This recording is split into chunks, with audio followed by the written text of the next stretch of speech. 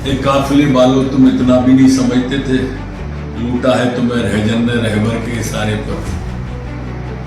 सरकार क्यों बुरी और कौन दोषी है वो सब सामने आने लगा है। नमस्कार, मैं हूं जुबैर कुरैशी और आप देख रहे हैं नारद मुनि लाइव। आज बात करेंगे उस राजनीतिक भूकंप की जिसने 15 साल बाद बनी कमलनाथ सरकार को महज 15 महीने में ही धराशायी कर दिया। 2020 में जब कांग्रेस की सरकार गिरी तो वजह बताया गया ज्योतिरादित्य सिंधिया की नाराजगी और 22 विधायकों का इस्तीफा। लेकिन अब 4 साल बाद फिर से उस पुराने जख्म पर बयानबाजी का सिलसिला शुरू हो गया है। दिग्विजय सिंह, कमलनाथ, सिंधिया और इनके बीच खींचतान को लेकर सियासत गर्मा गई है। बीजेपी नेता तंज कस रहे हैं और कांग्रेस नेता बचाव में उतर आए हैं। मार्च 2020 कांग्रेस की सरकार गिरती है। ज्योतिरादित्य सिंधिया कांग्रेस छोड़कर बीजेपी का दामन थाम लेते हैं और उनके साथ 22 विधायक इस्तीफा दे देते हैं। नतीजा, कमलनाथ की सरकार बहुमत खो देती है। अब पूर्व सीएम दिग्विजय सिंह का ताज़ा बयान, उन्होंने खुलकर कहा कि सरकार गिरने की असली वजह थी कमलनाथ और सिंधिया के बीच मतभेद, यानी कांग्रेस का अंदरूनी झगड़ा ही कांग्रेस की सरकार का अंत बन गया। इस बयान पर कमलनाथ का पलटवार आया। उन्होंने कहा, सिंधिया को लगता था कि दिग्विजय सरकार चला रहे हैं, इसी नाराजगी में उन्होंने विधायकों को तोड़ा और हमारी सरकार गिरा दी। लेकिन ये कहानी और दिलचस्प हो जाती है क्योंकि कांग्रेस के दोनों बड़े नेता कमलनाथ और दिग्विजय एक दूसरे पर उंगलियां नहीं उठा रहे हैं, बल्कि झगड़े की असली वजह सिंधिया की नाराजगी को ठहरा रहे हैं। बीच में आते हैं पीसीसी चीफ जीतू पटवारी, जो दोनों नेताओं के बीच 45 साल पुराने रिश्ते का हवाला देकर विवाद को ठंडा करने की कोशिश करते हैं।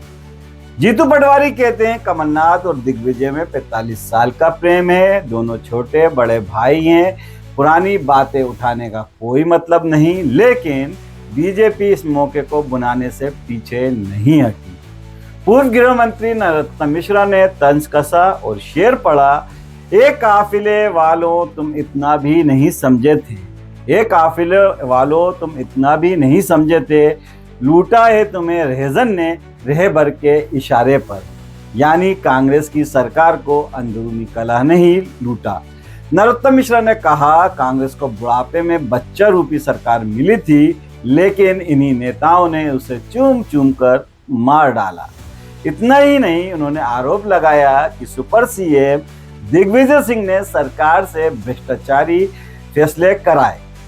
बीजेपी के आरोपों में तंज तो है, लेकिन सियासी चाल भी, क्योंकि जिस वक्त कांग्रेस की सरकार गिरी उस वक्त बीजेपी का ऑपरेशन लोटस भी चर्चा में था और कांग्रेस नेताओं की खामोशी ने इसे और रहस्यमयी बना दिया।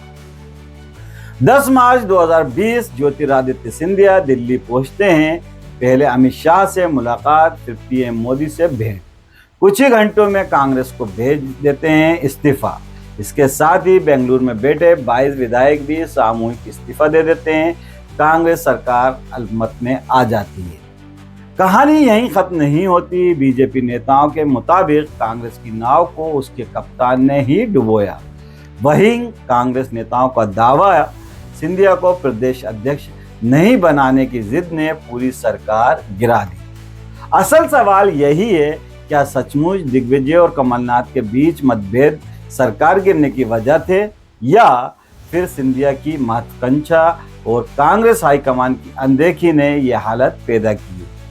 सियासी पंडित कहते हैं, मध्य प्रदेश में कांग्रेस के पास सरकार बचाने के तमाम मौके थे, लेकिन अहम और अहंकार ने पूरी कहानी बदल दी। टीकमगढ़ का वाकया याद कीजिए, जहां सिंधिया ने कहा था, अगर अतिथि शिक्षकों की मांगे पूरी नहीं हुई तो वे उनके साथ सड़कों पे उतरेंगे, यानी अपनी ही सरकार के खिलाफ सड़क पर उतरने का ऐलान। उस पर कमलनाथ ने तंज कसते हुए कहा था, उतर जाएं सड़कों पर।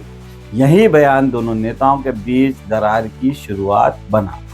रामबाई जैसे निर्दलीय विधायक के बाद में बयान दिया कि कमलनाथ खुद नहीं चाहते थे कि सरकार बचे।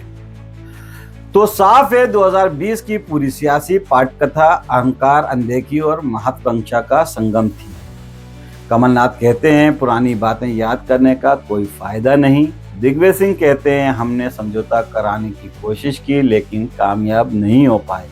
बीजेपी कहती है कांग्रेस ने अपनी ही सरकार को चुम चुम कर मार डाला।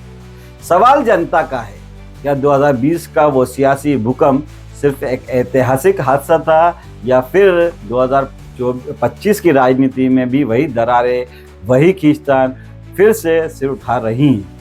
यही है राजनीति, जहां ना दोस्त हमेशा दोस्त होते हैं और ना दुश्मन हमेशा दुश्मन।